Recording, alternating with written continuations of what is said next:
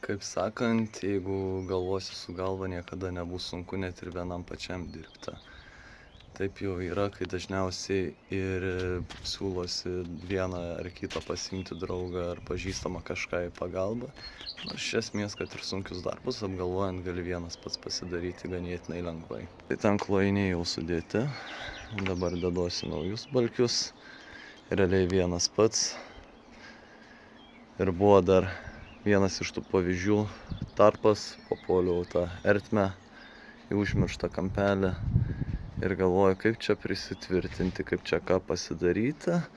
Tai iš esmės, skersinukai, balkė užsimeti vieną galą, kitam prisisuki iš kitos pusės, dasidėsiu dar vieną laikiklį ir viskas, pasirėmę, irgi laikiklius susimesiu, atramas aišku, kad būtų gera atrama, atlaikytų visą svorį.